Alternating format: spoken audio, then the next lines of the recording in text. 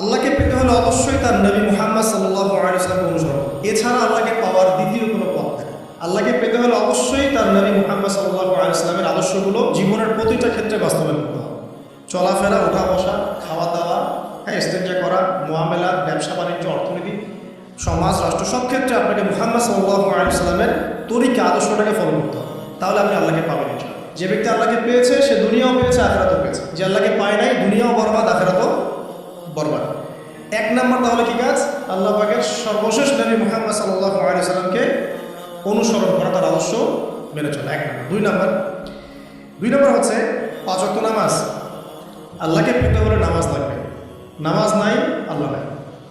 ওয়াস্তাঈনু বিস-সাবরি ওয়াস-সালাহ, তোমরা সবর এবং সালাতের মধ্য দিয়ে আল্লাহর সাহায্য প্রার্থনা করো। আমরা এই জন্য নামাজে বলি ইয়াকা না'বুদু ওয়া ইয়াকা নাস্তাঈন, আমরা শুধু আপনারই ইবাদত করি এবং আপনার কাছেই সাহায্য প্রার্থনা করতে। আল্লাহকে পেতে হলে নামাজ আর কোনো বিকল্প নাই। আল্লাহকে পাওয়ার তৃতীয় একটা মাধ্যম বলে দিই আমি, সওম বা রোজা রাখা। অল্প সময় বলে নিচ্ছি, সওম বা রোজা রাখা। রোজা কেন আল্লাহকে পাওয়ার মাধ্যম জানেন? কারণ রোজা রাখা অবস্থায় আমরা কিন্তু গোপনে পানাহার করি না, করি? আমরা রোজা রেখেছি, গোপনে কিন্তু পানি খেতে পারি, কেউ দেখবে না।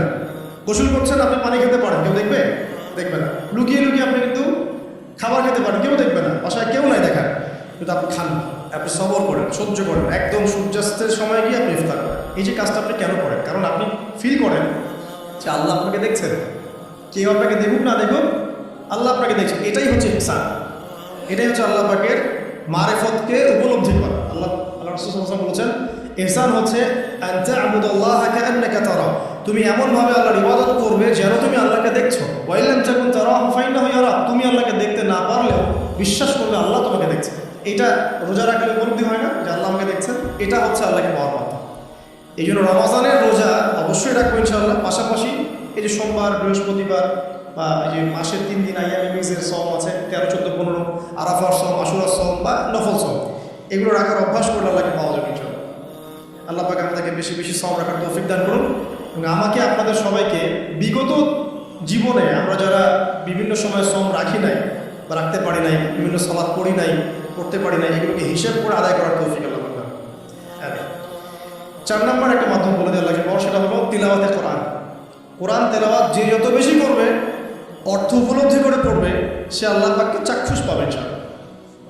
মানে আল্লাহ রাব্বুল আলামিন একটা চিঠি দিয়েছেন, মনে করেন আপনাকে, আপনার একজন, কথার কথা এক্সাম্পল দিচ্ছি, যে আপনার কোনো একজন বন্ধু আছে অনেক দূরের কোনো দেশে, তা আপনি তাকে দেখেনও নাই, আপনি তাকে চিনেনও, মানে আপনি তার চেহারা দেখেন নাই, তাকে চিনেন না, তার সাথে যোগাযোগের মাধ্যম হচ্ছে আপনার চিঠি বা মেসেজ, ঠিক আছে? এখন সে আপনাকে কিছু মেসেজ পাঠালো, এই মেসেজের মধ্যে সে কিছু ইনস্ট্রাকশন দিয়েছে যে এইগুলো করতে হবে, এগুলো করতে হবে, বা আপনার প্রতি ভালোবাসার ইজহার করছে। মানে এই মেসেজটা যদি আপনি পড়তে পারেন, তাহলে আপনি আপনার বন্ধুর সাথে একটা কানেকশন তৈরি করলেন না? বুঝতে পারছি না? আচ্ছা, এখন সমস্যা হচ্ছে কি, আমরা ওই মেসেজটা পড়তেই পারি না। আমরা তো কোরআনটা পড়তেই জানি না, তাহলে মেসেজটা পাবো কীভাবে? আর যারা পড়তে জানি সেই ভাষাটা বুঝি না। এখন ওই বন্ধু মনে করেন চিঠি লিখেছে বাংলা ভাষায়, আর আপনি বাংলা পড়তে জানেন, তাহলে কি পারবেন উপলব্ধি করতে তার মনের ভাব, সেই বন্ধুর আবেগ, ভালোবাসা, প্রেম আপনি উপলব্ধি করতে পারবেন? লিখেছে সে উর্দু দিয়ে বা ইংরেজিতে, আপনি ইংরেজি বোঝেন না, ইংরেজি লিখতে পারেন, তাহলে কি আপনি তার চিঠি বুঝতে পারবেন? এখন আমরা যেহেতু আরবি বুঝি না, এই কারণে কোরআনের মধ্যে কি পড়া, কি বলেছেন আল্লাহ রাব্বুল আলামিন আমরা উপলব্ধি করতে পারছি। আমি কি বুঝতে পারছি? তো কোরআন শুধুমাত্র তিলাওয়াত করা যথেষ্ট নয়। তিলাওয়াত করলে আপনি প্রত্যেক হরফে 10 টাকা পাবেন, কোনো সমস্যা নাই, কিন্তু ওই মেসেজটাকে উপলব্ধি করতে হলে আপনার অর্থটা জানতে হবে। অর্থ জানলে পরে আপনি দেখবেন আল্লাহকে আপনি চাক্ষুষ সামনে পাচ্ছেন ইনশাআল্লাহ। আপনি হতাশ হয়েছেন, হতাশা দূর করার জন্য সূরা আছে কোরআন। বিপদে পড়েছেন, বিপদ দূর করার সূরা আছে কোরআন। আপনার রিজিকের সমস্যা কাটানোর সূরা কোরআনে আছে। হাজতের প্রয়োজন, সূরা ইয়াসিন, হাজতের সূরা চলে আসে। অসুস্থ হয়েছেন, শেফার সূরা কোরআনে আছে। বা কাউকে জিন টোনা করা হয়েছে, বানটোনা করা হয়েছে, ওর শেফাও কোরআনে আছে। এমন কোনো বিষয় নাই যেটা আল্লাহ রাব্বুল আলামিন কোরআনের মধ্যে নাজিল করেন নাই। ব্যবসা করতে চান, কোরআন কথা বলবেন, ঠিক আছে? আপনি সামাজিক বিষয়ে ডিল করতে চান, সূরা হুজুরাত কথা বলবেন। আপনি ইতিহাস ভালোবাসেন, কোরআনে ইতিহাস দিয়ে ভর্তি করা আছে। আপনি কাব্য ভালোবাসেন, কবিতা পড়তে ভালোবাসেন, কোরআনের মধ্যে কবিতা দিয়েও ভর্তি আছে। আর রহমান আল্লামাল কুরআন খালাকাল ইনসান, এখানে ছন্দ আছে না? প্রত্যেকটা ছন্দ, ওয়ান-নাজমি ইযা হাওয়া মা দাল্লা সাহিবুহুম ওয়া মা গাওয়া ওয়া মা ইয়ানতিকু আনিল হাওয়া, ছন্দ আছে না? আপনি উপন্যাস ভালোবাসেন, কোরআনে অনেক উপন্যাস আছে। যা চান তাই পাবেন। এক কথায় আপনি আল্লাহকে পাবেন কোরআনের মধ্য দিয়ে। তো কোরআনের সাথে যার সম্পর্ক যত বেশি, আল্লাহর মারেফত সে তত বেশি পাবে ইনশাআল্লাহ। 4টা বলেছে না? 5 নম্বর হচ্ছে হজ উমরা করা। হজ উমরা আল্লাহ পাক আমাদের সবাইকে বেশি বেশি করার তৌফিক দেয়।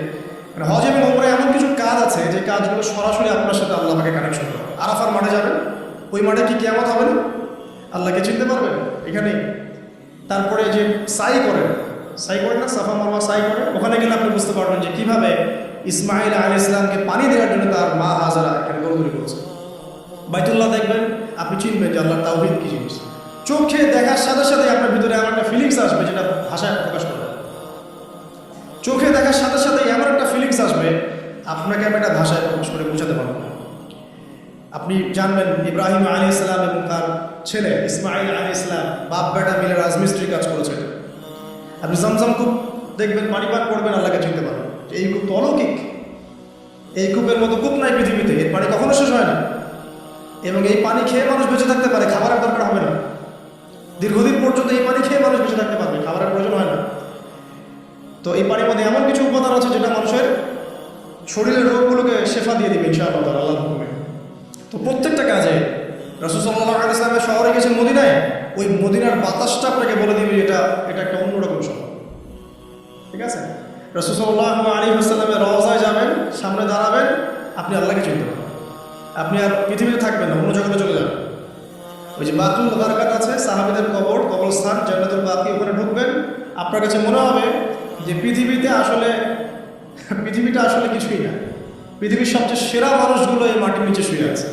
ওখানে আপনাকে খুবই তুচ্ছ মনে হবে তাদের সাথে।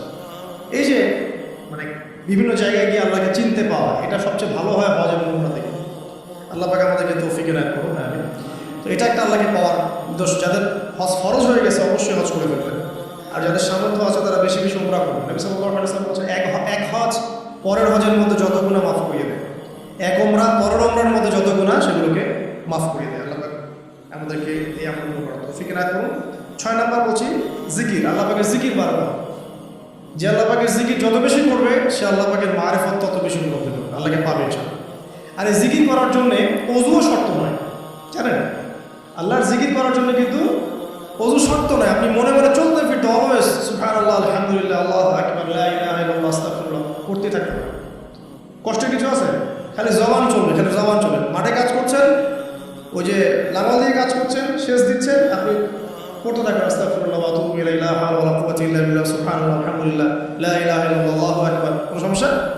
কোনো সমস্যা নেই। রান্না বান্না করছে মেয়েরা, এটা করতে পারবে না?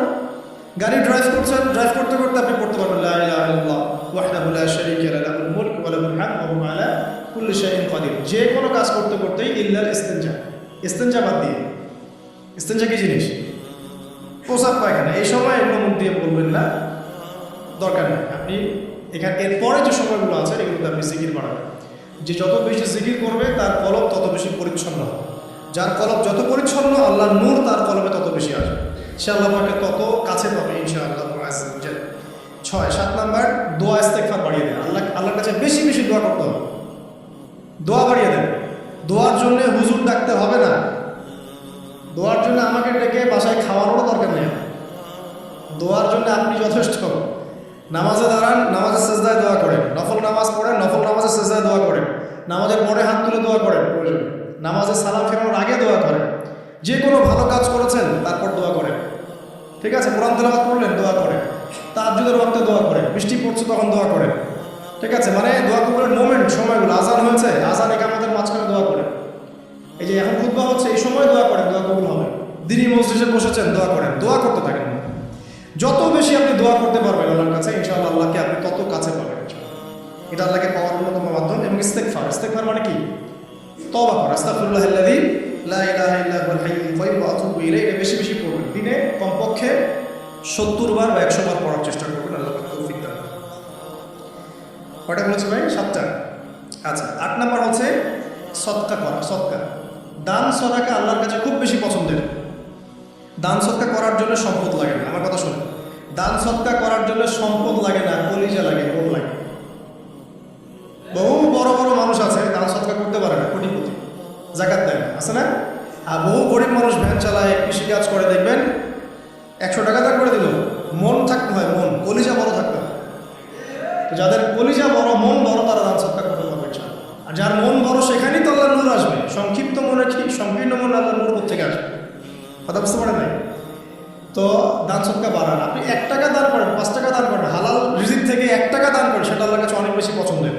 একটা হাদিসে নবী সাল্লাল্লাহু আলাইহি ওয়াসাল্লাম বলেছেন, হালাল উপার্জন থেকে আল্লাহর বান্দারা যখন একটা খেজুরও দান করে, আল্লাহ পাক সেই একটা খেজুরকে আস্তে আস্তে বড় করতে থাকেন, বড় করতে থাকেন, বড় করতে থাকেন।